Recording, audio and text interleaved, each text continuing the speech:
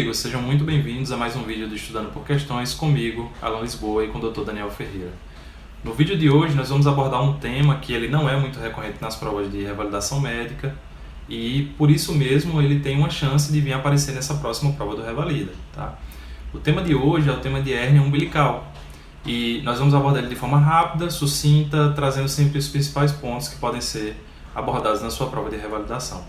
Já aproveitando aqui o início do nosso vídeo, deixa o seu like, ativa o sininho da notificação, se inscreve no canal. Uma boa parte do nosso público ele não está inscrito no canal, então se inscreve no canal para poder acompanhar todas as novidades que nós vamos trazer para vocês, que vão ajudar na sua revalidação médica, tá certo?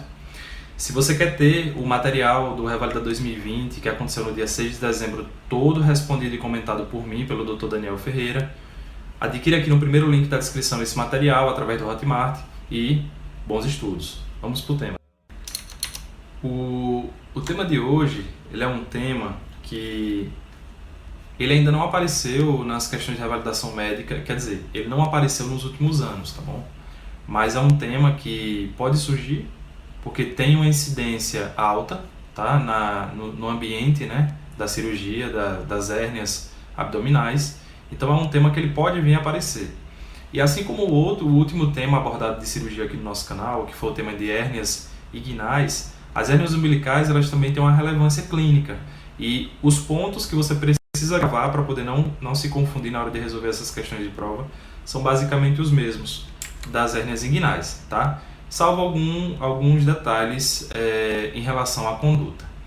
Bom, de uma forma geral, a hérnia ela é definida como uma protusão anormal de um órgão ou tecido por defeito de alguma parede circundante, tá bom? Então é uma falha na parede que faz com que o conteúdo que está por trás dessa parede passe. Nesse caso, a parede que nós estamos nos referindo é a parede abdominal.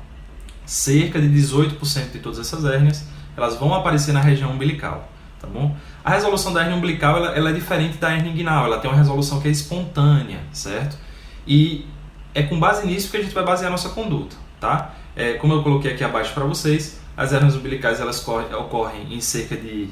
a resolução, né, espontânea ocorre em cerca de 80 a 90% dos casos. É por isso que a conduta inicial de uma criança que apresenta uma hérnia umbilical pequena, né, é uma conduta mais expectante. A gente não precisa intervir de imediato se não aparecerem algumas características nessa hérnia. Segundo o nosso, como a gente sempre traz para vocês aqui, a nossa referência bibliográfica, dessa vez a nossa referência vai ser o Tratado de Pediatria, né, o Nelson, na sua 20ª edição, e ele diz o seguinte sobre esse tema, que até os 5 anos de idade, sendo uma hérnia pequena, uma hérnia que não tem um compromisso em relação a nenhum órgão, você não precisa intervir. Essa hérnia a conduta vai ser expectante, e algumas condutas também que são tomadas de forma leiga pelos pais ou por pessoas mais antigas, como por exemplo colocar uma moeda sobre o local da hérnia, fazer algum tipo de pressão, ela é desaconselhada, tá bom? Então é uma conduta expectante. Se a hérnia ela é uma hérnia que não tem compromisso de nenhum órgão, você espera-se que essa hérnia ela vá a ter uma resolução espontânea até os 5 anos de idade. Algumas referências que eu pesquisei também, fora o Nelson, fala que a expectativa que ela se resolva de forma espontânea vai estar próximo aos 4 anos de idade. Então fica entre 4 e 5 anos de idade. Se vier a cair esse tema na sua questão de prova, ele vai abordar de uma forma que a criança ela vai ter mais de 5 anos de idade, para você não ter dúvidas em relação a esse parâmetro. E provavelmente o segundo parâmetro, que é o tamanho dessa hérnia, ele vai ter um tamanho, vai ser um anel herniário bem maior do que a literatura recomenda também um procedimento cirúrgico. Tá? O segundo parâmetro para você definir conduta seria o tamanho do anel herniário. Tá? O Nelson ele disse que você deve expectar essa hérnia até um tamanho de anel herniário de 1,5. É claro que para você ter essa medida exata vai precisar de uma ultrassonografia, tá? Mas isso não está na conduta também. A ultrassonografia ela se torna um exame secundário, não está na conduta primária. Deixo aqui como informação adicional para vocês.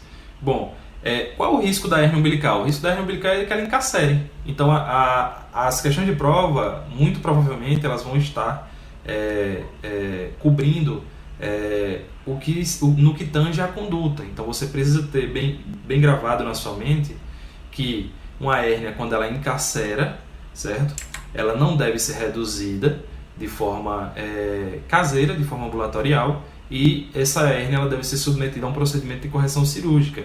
E uma hérnia que ela não está encarcerada, ela é redutível, geralmente ela reduz de forma espontânea mesmo, tá? Se você tem um defeito que é maior a 1,5, você deve abordar essa hérnia. Se for uma criança maior a 5 anos, essa hérnia também deve ser abordada de forma cirúrgica. Com um outro cenário divergente desse, você simplesmente expecta essa hérnia.